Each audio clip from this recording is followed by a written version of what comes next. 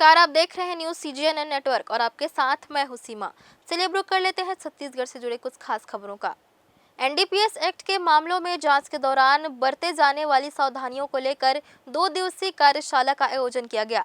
बिलासपुर और सरगुजा रेंज के लिए आयोजित इस कार्यशाला में करीब 100 से अधिक अधिकारी और जांच अधिकारी शामिल हुए। इस दौरान उन्हें नारकोटिक्स एक्ट के मामले में फाइनेंशियल इन्वेस्टिगेशन के साथ ही आरोपी की संपत्ति सीज करने की महत्वपूर्ण जानकारी कार्यशाला के दौरान दी गई। दरअसल NDPS एक्ट के मामले में काफी सावधानी पूर्वक जांच की जाती है। जब्ती से लेकर गवाह और साक्ष्य को एकत्रित करने हर एक बिंदुओं को ध्यान से देख परख के कार्रवाई की जाती है। नए कानून में बनाए गए प्रावधान को भी कार्यशाला के दौरान बताया गया। 2 दिवसीय इस कार्यशाला में नारकोटिक्स एक्ट से जुड़े हुए जांच की सभी बारीकियों को यहां बताया जाएगा। पुलिस मुख्यालय के निर्देशानुसार बिलासपुर रेंज और सरगुजा रेंज के अधिकारियों का नारकोटिक से संबंधित जो प्रक्रिया है और उसमें फाइनेंशियल इन्वेस्टिगेशन को लेकर के 2 दिवसीय कार्यशाला का आयोजन किया जा रहा है, जिसमें सभी रेंज के अंबिकापुर और सरगुजा रेंज और बिलासपुर रेंज के अधिकारी यहाँ प्रशिक्षण प्राप्त कर।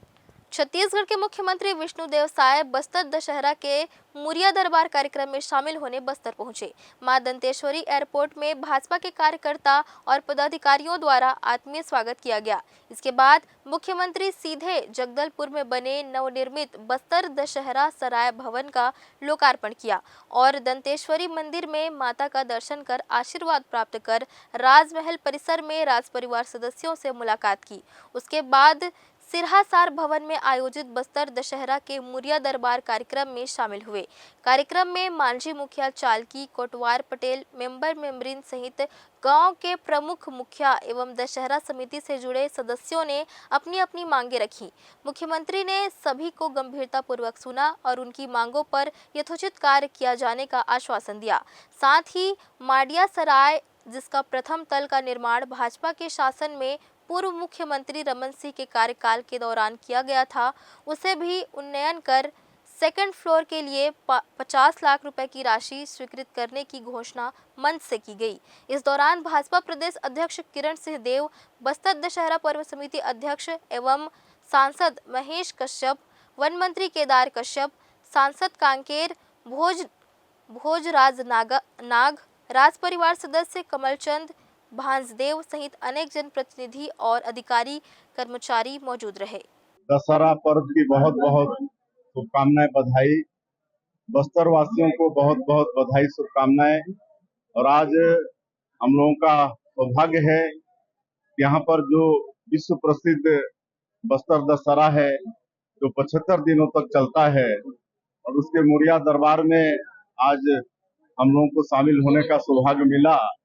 और ऐसे अवसर में हमारे प्रदेश के मंत्री श्री केदार कश्यप जी, जो इस बस्तर के माटी पुत्र हैं, हमारे यहाँ जगदलपुर के विधायक और प्रदेश के सम्मानीय अध्यक्ष हैं किरण देव जी, यहाँ के महाराजा साहब कमल भनदेव जी, हमारे दोनों सांसद भोजराज नाग जी, महेश कश्यप जी स्वयं बस्तर दशहरा समिति के अध्यक्ष भी हैं, हमारे सभी विधायकगण और पार्टी के वरिष्ठ जन, अधिकारी और सभी मांझी, चालकी, मेंबरिन सब की उपस्थिति में मुरिया दरबार संपन्न हुआ। इसमें हमारे मांझी, चालकी लोगों ने अपनी समस्या से सरकार को अवगत कराया है और निश्चित रूप से उस पर सरकार ध्यान देगी। और इस साल हम लोग संकल्प लिए थे कि इस बस्तर दशहरा को भव्य मनाएंगे और सब मिलकर इसको मनाए भी। पहले शासन यहाँ 25 लाख रुपया देता था, उसको सीधे बढ़ा के 50 लाख भी किए। और माड़िया सराय, जिसका निर्माण हमारी सरकार में ही डॉक्टर रमन सिंह जब मुख्यमंत्री थे तब हुआ था, उसके दूसरे तल की मांग आई तो आज 50 लाख रुपए की उसकी घोषणा किए हैं। फिर भी कम है, क्या कि लाखों लोग यहाँ पर आते हैं, लेकिन हम लोग जब तक सरकार में रहेंगे तब तक ये। जिला प्रशासन के द्वारा इन दोनों शासकीय जमीन पर कब्जा करने वाले के खिलाफ अभियान चलाया जा रहा है। इस कड़ी में मंगलवार को बिलासपुर SDM ने बनाकडीह प्राथमिक शाला परिसर में अतिक्रमण की शिकायत प्राप्त होने पर प्रकरण दर्ज कर विधिवत कार्रवाई करते हुए अतिक्रमणकर्ता को बेदखली आदेश जारी किया। वहीं उसे 1 सप्ताह में अतिक्रमण हटाने को कहा गया, जिसके बाद मंगलवार को अतिरिक्त तहसीलदार गरिमा ठाकुर के द्वारा पुलिस बल, सरपंच एवं अतिक्रमणकर्ता के सामने अतिक्रमण हटाने की कार्रवाई की गई। इसके साथ ही शाला परिसर की बाउंड्री से लगे हुए नशीले पदार्थ, सिगरेट, पान, गुटखा आदि की बिक्री होना पाए जाने एवं ठेला लगाकर अतिक्रमण करने वाले सभी को कोटपा एक्ट के तहत कार्रवाई की गई तथा ठेला हटवाया गया। जब भी हमें शासकीय भूमि पर अतिक्रमण या कुछ हेरफेर की शिकायत मिलती है तो उस पर तत्काल कार्रवाई की जाती है। बीते दिनों हमने खमतराई में भी कार्रवाई की और अभी वर्तमान में बदनागडी की शिकायत मिली थी, जिसमें स्कूल परिसर पर एक अतिक्रमण की शिकायत मिली थी। उसको विधिवत 248 में बेदखली आदेश किया गया और उसके पश्चात अतिक्रमण हटाने की कार्रवाई की गई। उसके अतिरिक्त हमारे द्वारा नियमित रूप से जो कोटपा एक्ट के अंतर्गत कार्रवाई की जा रही है, जिसमें स्कूल के आसपास जो भी तंबाकू उत्पाद हैं उनका अगर विक्रय किया जा रहा है तो उस पर कार्रवाई आज की गई है। रेल प्रशासन के द्वारा दुर्ग से छपरा तक चलने वाली सारनाथ एक्सप्रेस को 38 दिनों के लिए रद्द किए जाने का निर्देश जारी किया गया है। दरअसल रेलवे प्रशासन का कहना है कि इस मार्ग पर कोहरे का असर ठंड के दिनों में अधिक रहता है।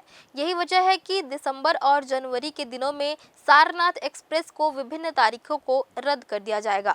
हालांकि अभी केवल सारनाथ एक्सप्रेस को रद्द किए जाने का निर्णय लिया गया है। आने वाले समय में अगर कोहरे का असर अधिक होता है तो अन्य क्षेत्रों में भी ट्रेनों को रद्द किए जाने पर निर्णय लिया जाएगा। लेकिन गौर करने वाली बात यह है कि रेल इंफ्रास्ट्रक्चर में इतने बदलाव किए जा रहे हैं, लेकिन अब तक रेलवे कोहरे की वजह से ट्रेनों के परिचालन में पड़ने वाले प्रभाव को खत्म करने की दिशा में कोई पहल नहीं कर पाया है।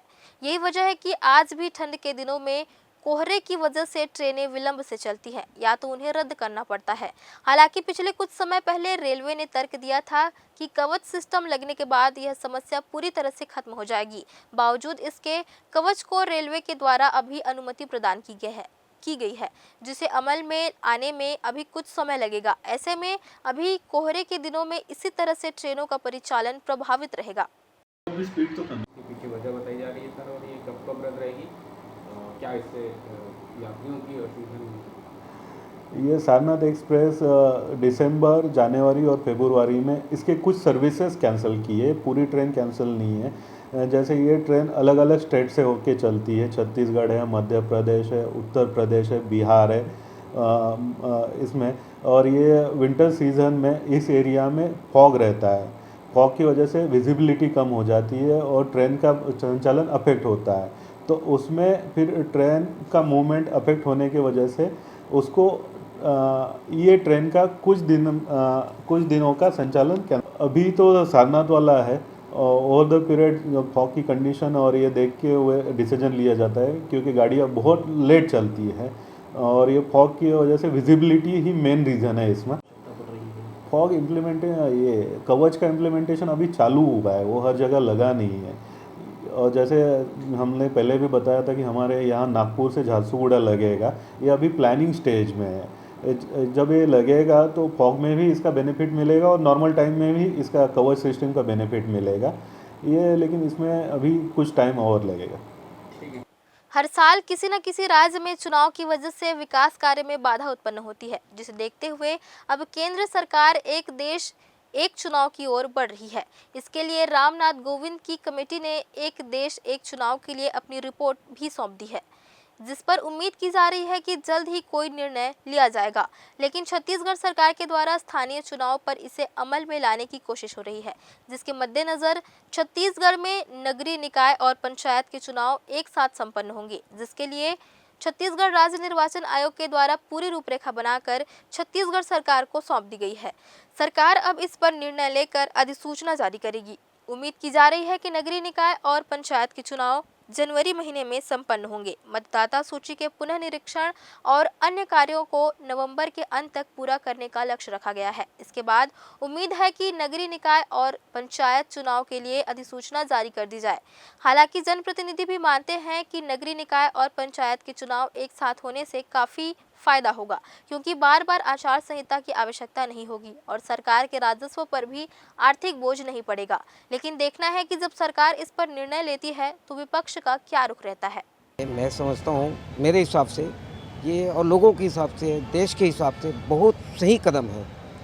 इससे न सिर्फ हमको एक ही समय में दो संगठन इसमें संस्थाओं में अपना प्रतिनिधि चुनकर भेजने का अवसर मिलेगा बल्कि इससे जो अलग अलग जो चुनाव होता रहा, इससे इसका जो खर्चा है, आखिर उसका भार भी प्रदेश सरकार और देश की सरकार के ऊपर पड़ता है। अगर दोनों चुनाव एक साथ हो जाता है तो कम से कम खर्चे में दोनों चुनाव संपन्न हो सकता है और इसका लाभ निश्चित रूप से लोगों को होगा। फिलहाल इस बुलेटिन में इतना ही। अगले बुलेटिन में फिर होगी मुलाकात। तब तक के लिए दीजिए इजाजत। धन्यवाद।